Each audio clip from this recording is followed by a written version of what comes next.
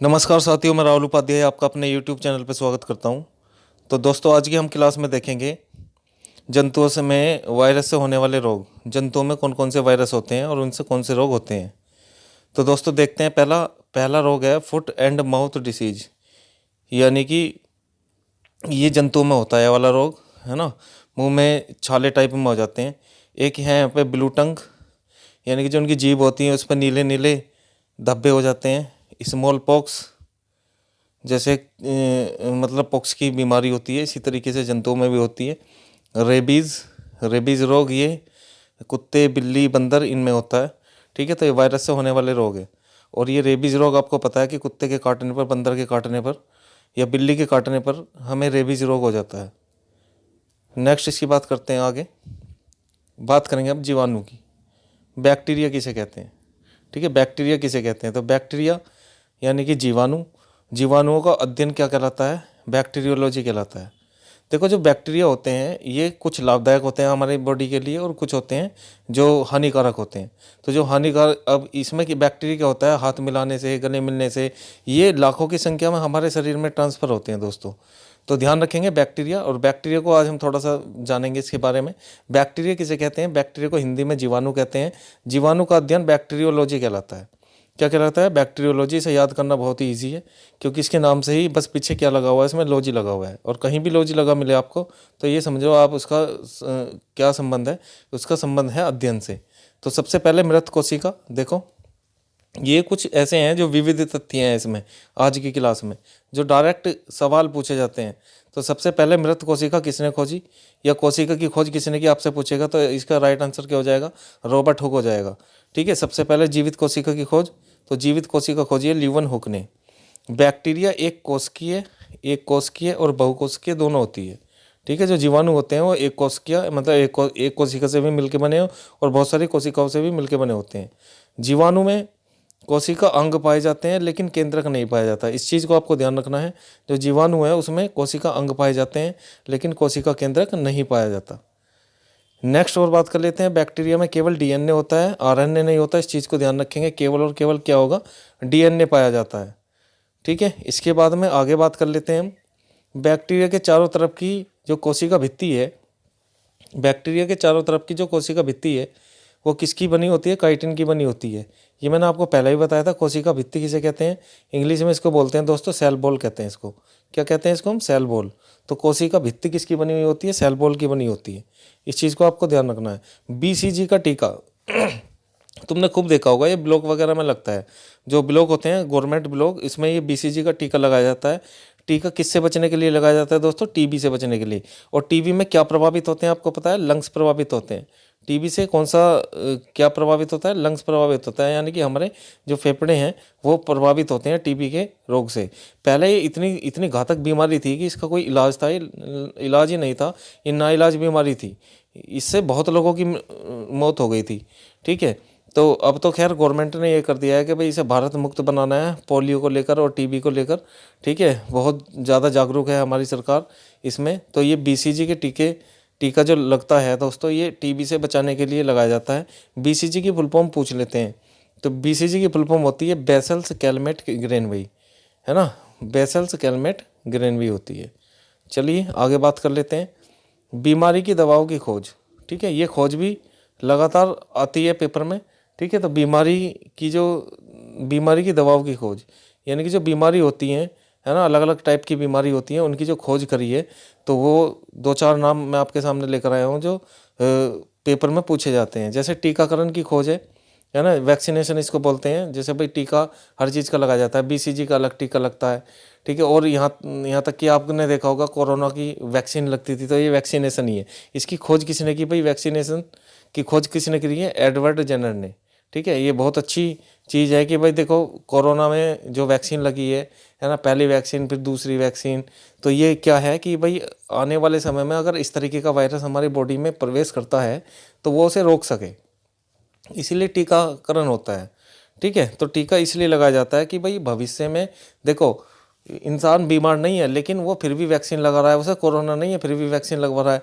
वो वैक्सीन इसलिए लगाई जाती है क्योंकि वैक्सीनेशन इसलिए किया जाता है कि भविष्य में अगर इस तरीके का वायरस हमारे बॉडी में प्रवेश कर जाता है तो उसे रोकने का कार्य करेगा वो। जैसे पोलियो की ड्रॉप है, ये भी एक तरीके का वैक्सीनेशन ही है ना, बचपन में पिलाई जाती है। बच्चा बीमार थोड़ी ना है, बच्चे को पोलियो थोड़ी ना है, लेकिन भविष्य में अगर इस तरीके का वायरस उसकी बॉडी में आ गया तो वो क्या करता है, जो उसने उसकी वैक्सीनेशन हुई है उसे रोकने का काम करेगा। ठीक है, उसे बाहर भगा देगा और व्यक्ति को पता भी नहीं चलता है कि भाई इस तरीके का वायरस हमारी बॉडी में आया है और ये कब में बाहर हो गया। ठीक है, तो इसको रोकने के लिए टीकाकरण किया जाता है। तो टीकाकरण की खोज ध्यान रखेंगे एडवर्ड जेनर ने की है। एक टीबी आपने देखा, बीसीजी का टीका इसी से बचने के लिए लगाया जाता है, बेसल्स कैलमेट ग्रेनवाई। तो ये जो बीच में जो इसने नाम दिया है अपनी फुल फॉर्म दी है, तो टीबी की खोज जो करी है दोस्तों, ये करी है कैलमेट ने। एक है आपका यहाँ पर पोलियो की खोज की है इसने, पोलियो के जो टीकाकरण की खोज करी है ये करी है जॉन ई साल्क ने। इस चीज़ को ध्यान रखेंगे, वेरी मोस्ट इंपॉर्टेंट है। जॉन ई साल्क पोलियो की खोज करी है, पोलियो के टीकाकरण की, है ना। इस पोलियो रोग से भी बहुत बच्चे जो है प्रभावित हुए थे, बचपन से ही प्रभावित हो गए थे। ठीक है, जिससे कि पूर्णतः वे जो है सारी उम्र ही विकलांग रह गए। तो ये बहुत बड़ा अपने आप में ये खोज है। तो जो किसने करी है, जॉन ई साल्क ने की है। रेबीज है, रेबीज आपको बताया कुत्ता, बंदर, बिल्ली कि उससे ये फैलता है, ये वायरस से होने वाले रोग है। ये रेबीज रोग जो होता है ये दोस्तों होता है रेबडा वायरस से, इस चीज़ को ध्यान रख रहे हैं। ठीक है, रेबडा वायरस से। और यहाँ पर जो है रेबीज रोग ये कराया लुईस पास्चर ने, इसकी खोज करी है लुईस पास्चर ने। देखो ये रेबीज रोग ऐसा रोग है कि अगर कुत्ता काट ले, बंदर काट ले या बिल्ली काट ले, इसके काटने से व्यक्ति की जान भी जा सकती है। इसमें एक ऐसा वायरस होता है कुत्तों में, ठीक है, जिससे ये रेबडा वायरस हमारी बॉडी में क्या हो जाता है, फैल जाता है, धीरे धीरे फैल जाता है। अब ऐसे नहीं है कि एकदम ये अपना असर दिखाएगा, ये बहुत बाद में भी असर दिखा सकता है ना। कुत्ते के काटने से बहुत लोगों की ऐसे मौत हुई है कि इन्हें जो कुत्ते जिसमें ये रेबडा वायरस होता है तो उस व्यक्ति को क्या हो जाता है, उस व्यक्ति को हाइड्रोफोबिया हो जाता है। क्या हो जाता है दोस्तों, हाइड्रोफोबिया।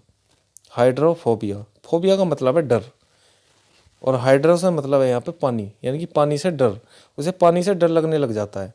ठीक है, तो इसमें मैंने रेबीज रोग में ऐसे भी वे देखे हैं कि भाई अगर किसी ने इंजेक्शन वगैरह नहीं लगाया, इसकी वैक्सीनेशन नहीं करवाई, तो वो काफ़ी बाद में जो है इस तरीके से पागल हो जाता है। जैसे कुत्ते की डेथ होती है ना, है ना, मुंह से जीभ निकल जाती है और मतलब उसी की तरह भौंकने लगता है, तो इस तरीके का रोग हो जाता है। तो इसमें हमें लापरवाही नहीं करनी चाहिए। हमें जब गवर्नमेंट ने ये चीज़ दे रखी है, ठीक है, गवर्नमेंट में ये ब्लॉक वगैरह में फ्री में लग जाता है दोस्तों इंजेक्शन रेबीज का। ठीक है, तो ये लगवाना चाहिए रेबीज, और रेबीज के टीकाकरण की खोज लुईस पास्चर, ध्यान रखेंगे इस चीज़ को। ठीक है, लापरवाही नहीं करनी चाहिए इंसान को। इसके बाद में देखते हैं यहाँ पर दूध का दही में बदलना, ये भी जीवाणुओं के कारण होता है। इस प्रक्रिया को लैक्टोबैसिलस कहते हैं। हम क्या कहते हैं दोस्तों, लैक्टोबैसिलस कहते हैं, यानी कि दूध का दही में बदलना। मैंने कहा था जितने जीवाणुओं की संख्या ज़्यादा होगी उतना ही अच्छा रहता है। ठीक है, उतना ही अच्छा रहता है। जितनी भी जीवाणु की ज़्यादा से ज़्यादा संख्या होगी उतना ही बेस्ट रहता है, और उतनी दही अच्छे से जम जाती है। इस प्रक्रिया को लैक्टोबैसिलस कहा जाता है दोस्तों। ठीक है, तो तुमने देखा होगा दूध में हम एक तरीके से जामन मिलाते हैं, है ना। हमारे यहाँ जामन कहते हैं, ये छाय कह दो, मट्ठा कह दो, उसे खट्टा करते हैं दूध को, ताकि उसमें जीवाणुओं की संख्या ज़्यादा हो जाए और जो दूध है वो अच्छे से जम सके। इसके बाद में बात करते हैं एंटीबायोटिक की। एंटीबायोटिक जो है बैक्टीरिया है और वायरस को मल्टीप्लाई होने से रोकता है। एंटीबायोटिक जो है बैक्टीरिया और वायरस इन दोनों को मल्टीप्लाई होने से रोकता है। ठीक है, इस चीज़ को ध्यान रखेंगे। जो एंटीबायोटिक दवा वगैरह लगाते हैं डॉक्टर, है ना, व्यक्ति को ठीक करने के लिए, तो कि भाई एंटीबायोटिक लगा दो, तो हर डॉक्टर ये एंटीबायोटिक लगाते हैं। ये क्या काम करता है, बैक्टीरिया यानी कि जो जीवाणु है और वायरस है इनको मल्टीप्लाई होने से रोक देता है, तो व्यक्ति बीमार नहीं पड़ता है। इसके बाद में बात करते हैं सबसे पहले एंटीबायोटिक दवा ये भी बनाई थी भाई साहब। ये किसने बनाई थी, अलेक्जेंडर फ्लेमिंग ने। ठीक है, इस चीज़ को ध्यान रखेंगे, ये नाम ध्यान रखेंगे कि एंटीबायोटिक दवा सबसे पहले किसने बनाई, अलेक्जेंडर फ्लेमिंग ने। सबसे पहली दवा जो थी वो उसका नाम रखा इन्होंने पेनिसिलिन। ये पेनिसिलिन किससे प्राप्त हुई थी, ये हुई थी कवक से प्राप्त हुई है। कवक बोल दो या फंगी बोल दो, एक तरीके का यहाँ पर जो है फंगी या कवक एक ही बात है। फंगी इसको बोलते हैं जो फुई वगैरह सी लग जाती है, उससे ये बनी थी। कुछ बैक्टीरिया नाइट्रोजन को नाइट्रेट में बदलते हैं, जिन्हें पौधे अवशोषित करते हैं। ठीक है, नाइट्रोजन को नाइट्रेट में बदलने का कार्य होता है कुछ बैक्टीरिया का, और इन्हें कौन अवशोषित करता है? अवशोषित का मतलब है स्टोर करके रखना। ठीक है, तो इसे कौन रखता है स्टोर करके? ये रखते हैं, पौधे रखते हैं। जीवाणु नाइट्रोजन स्थितिकरण में मदद करते हैं। जो बैक्टीरिया हैं वो नाइट्रोजन को टिका रखने में मदद करते हैं। मिट्टी की सबसे ऊपरी परत में भी क्या पाई जाती है? नाइट्रोजन पाई जाती है। ठीक है, ऊपरी परत में नाइट्रोजन पाई जाती है। अब देखते हैं, बात करते हैं परजीवी और सहजीवी में अंतर, है ना। तो ये भी ध्यान रखो, परजीवी क्या होते हैं, सहजीवी क्या होते हैं। तो सबसे पहले दोस्तों परजीवी की बात कर लेते हैं। जब एक जंतु अपने भोजन के लिए दूसरों पर निर्भर हो और दूसरों को हानि भी पहुंचाते हो, ठीक है, तो उसे कहते हैं परजीवी। मतलब दूसरे के भोजन पर निर्भर होंगे, दूसरे पर निर्भर हो गए अपने भोजन के लिए, और उन्हें हानि भी पहुंचाएंगे। जैसे क्या हो गया? जैसे आपका जूं हो गया भाई, अगर किसी के सिर में जूं है तो वो क्या करेगी? धीरे धीरे से उसके ब्लड को पिएगी। ठीक है, जोक हो गया, जोक आपने देखे होंगे जो चिपक जाती है बॉडी पर, वे भी ब्लड को पीती हैं। तो ये क्या करती हैं? हानि भी पहुंचाती हैं व्यक्ति को, और अपने भोजन के लिए दूसरों पर निर्भर होती हैं। तो जिसे इसे क्या कहते हैं? इसे हम कहते हैं परजीवी। अब देखते हैं सहजीवी। जब दो जंतु अपने भोजन के लिए एक दूसरे पर निर्भर हों और हो लेकिन हानि नहीं पहुंचाते। ठीक है, वो उससे भोजन बना लेगा, दूसरा उससे भोजन बना लेगा, ये हानि नहीं पहुंचाते हैं। ये कौन कौन से होंगे जी? कवक होगा, जैसे फंगी बताया मैंने आपको, और एक शैवाल होगा। शैवाल को आप ऐसे समझ लो, शैवाल एक तरीके से काई होती है, काई। जैसे हमारे यहाँ ग्रीन कलर की होती है, समुद्र में देखो तो भूरे कलर की होती है, वाइट कलर की होती है, जिससे हमें क्या आयोडीन प्राप्त होता है। आयोडीन किससे प्राप्त होता है? हमें भूरे शैवाल से प्राप्त होता है। आयोडीन क्या काम करता है? आयोडीन हमें घेंगा रोग से बचाता है। आयोडीन क्या करता है? आयोडीन जिसमें ज़्यादा होगा वो नमक की क्वालिटी भी अच्छी होती है। ठीक है, ये भूरे शैवाल से प्राप्त होता है। समुद्र खारा है तो आपको पता है कि खारे पानी से ही हमें क्या प्राप्त होता है? नमक प्राप्त होता है दोस्तों। अब बात करते हैं कवक की। कवक क्या होता है? देखो, कवक या फफूंद भी बोलते हैं इसको, या इंग्लिश में फंगी कहते हैं हम इसे। एक प्रकार का ये पौधा है। ठीक है, एक प्रकार का ये पौधा है जो अपने भोजन सड़े गले पदार्थों से प्राप्त करता है। ये संसार के प्रारंभ से ही जगत में उपस्थित है। तुमने देखा भी होगा, जैसे कच्ची छत होती थी पहले, उस पर एक तरीके से छतरी सी बन जाती थी, जिसे हम बोलते थे भाई ये तो सांप की छतरी है ना, मशरूम टाइप में। तो उसे बोलते हैं कवक। उसे क्या कहते हैं? कवक कहते हैं। बहुत बढ़िया, आगे चलते हैं। जब कवक और शैवाल आपस में मिलते हैं तो लाइकेन का निर्माण होता है। जब कवक और शैवाल दोनों आपस में मिल जाए तो लाइकेन का निर्माण होता है। लाइकेन वायु प्रदूषण को प्रदर्शित करता है। ये कैसे प्रदर्शित करेगा जी? लाइकेन आपने देखा भी होगा, ठीक है, जिसे हम लाइकेन कहते हैं। जैसे तुम देखो, बहुत पुराने पेड़ पर चढ़ जाओ जिसमें जाला लग रहा हो, या पुराना पेड़ हो जिसे पानी ना दिया हो काफ़ी समय से, तो उसमें क्या है कि अगर आप उसका कोई पत्ता तोड़ोगे तो उसके पत्ते को पलट के देखना, तो उसमें एक फुई सी लगी हुई होती है, जाला सा लगा हुआ होता है, वाइट वाइट सा। तो वो उसे क्या कहते हैं? उसे हम लाइकेन कहते हैं। ये वायु प्रदूषण को प्रदूषित कर रहा है दोस्तों। वायु प्रदूषण कैसे? जो हवा में प्रदूषण होता है जहाँ ज़्यादा होगा वहीं के पेड़ के पत्ते इस तरीके के आपको मिलेंगे। ये और देखो, जैसे पुराना कोई मकान है बंद पड़ा है, उसकी ईंट को पलट के देखना, इस तरीके की वो आपको लेयर बनी हुई मिलेगी वाइट कलर की। तो वो क्या है? वो एक तरीके का लाइकेन है।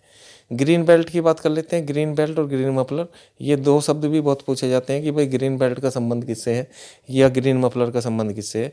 तो ग्रीन बेल्ट है वायु प्रदूषण को रोकने में सहायक। ठीक है, ये ग्रीन बेल्ट होता क्या है? पहले आपको मैं समझा देता हूँ ग्रीन बेल्ट क्या होता है। ग्रीन बेल्ट होता है, जो आपने देखा होगा आजकल ये रोड बन रहे हैं बहुत छोटे छोटे, है ना, 1 लाइन का, 4 लाइन के, 2 लाइन के, ये बहुत छोटे छोटे रोड बन रहे हैं। ये छोटे छोटे रोड गवर्नमेंट ने इसलिए बनाए हैं ताकि जो है आने जाने में कोई प्रॉब्लम ना हो, एक्सीडेंट कम हो। ठीक है, भीड़ भाड़ वाला क्षेत्र ज़्यादा ना हो। तो इसमें तुमने देखा होगा बीच में जितना बड़ा रोड है उससे आधा बीच में इस तरीके का वो छोड़ देते हैं। ठीक है, और उसमें क्या करते हैं? ये पौधे लगा देते हैं, पौधे। तो ये वाला जो क्षेत्र है, ये वाला जो बीच का क्षेत्र है जिसमें पेड़ पौधे लगे हुए हैं, उसे बोलते हैं दोस्तों ग्रीन बेल्ट। ग्रीन बेल्ट ये क्या काम कर रहा है? ये जो कार्बन मोनोऑक्साइड निकल रही है वाहनों के साइलेंसरों से, तो उसे रोकने में ये मदद करता है, उसे कंट्रोल करता है। तो ये वायु प्रदूषण को रोकने में सहायक है। जो हवा में प्रदूषण हो रहा है उसे एब्जॉर्ब कर लेते हैं ये पेड़ पौधे।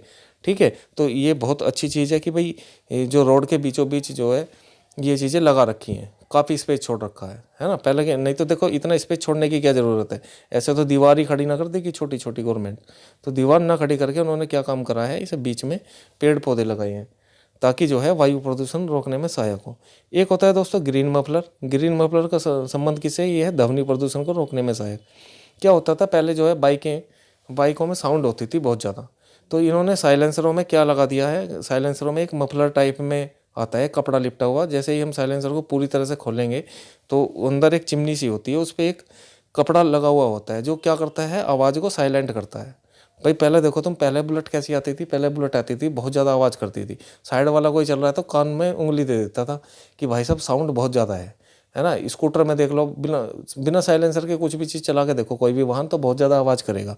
तो उसको आवाज़ को कंट्रोल करने के लिए, आवाज़ को बिल्कुल साइलेंट बनाने के लिए बुलेट की भी ऐसी आवाज़ होगी, पता ही नहीं चलता कि स्प्लेंडर जा रही है या बुलेट जा रही है। ठीक है, तो ये गवर्नमेंट ने ऐसा क्यों करा, गवर्नमेंट ने ऐसा इसलिए करा कि भाई साहब इनसे बहुत ज़्यादा ध्वनि प्रदूषण हो रहा था, जो आसपास के लोग हैं उन्हें बहुत ज़्यादा प्रॉब्लम हो रही थी। ठीक है, तो इस ध्वनि प्रदूषण को रोकने के लिए अब हर गाड़ी में ये ग्रीन मफलर जो है उनके साइलेंसरों में लगा हुआ आता है, जिससे कि साउंड ज़्यादा ना हो। ठीक है, चलिए जी, अब बात कर लेते हैं इसकी ईसीजी। ईसीजी क्या होता है, इलेक्ट्रोकार्डियोग्राफी होता है इसकी। ये किसके लिए है, ये हृदय की जांच के लिए है। टाइपिंग मिस्टेक है थोड़ी सी, ध्यान रखना। हार्ट की जांच के लिए, अगर हार्ट में कोई प्रॉब्लम है तो डॉक्टर कहते हैं अपने ईसीजी करा के आओ। एक होता है ईईजी, इलेक्ट्रोएन्सेफेलोग्राफी होता है। ठीक है, तो ये क्या होता है, ये मस्तिष्क की जांच के लिए होता है। अगर माइंड में कोई प्रॉब्लम है ना, कोई दिक्कत परेशानी लगती है किसी व्यक्ति को, तो डॉक्टर क्या कराते हैं, सबसे पहले भाई ईईजी कराओ, तब पता चलेगी कि प्रॉब्लम है क्या। चलो जी, अब देखते हैं कुछ प्रमुख तथ्य और हैं इसकी बात कर लेते हैं। देखो दोस्तों, मानव शरीर में हड्डियों की संख्या, ये भी कितनी बार पूछा है, बहुत सिंपल सवाल है, 206 होती हैं। इस चीज़ को आपको ध्यान रखना है। मानव में मांसपेशियों की संख्या कितनी होती है, 639 होती है मानव में मांसपेशियों की संख्या। ठीक है, मांसपेशी क्या होती है, इंग्लिश में बोलते हैं इसको मसल्स कहते हैं। और हड्डियों को क्या कहते हैं दोस्तों, बोन्स कहते हैं। हड्डियों को क्या कहते हैं हम, बोन्स कहते हैं। बच्चों में हड्डियों की संख्या ये होती है 300 प्लस।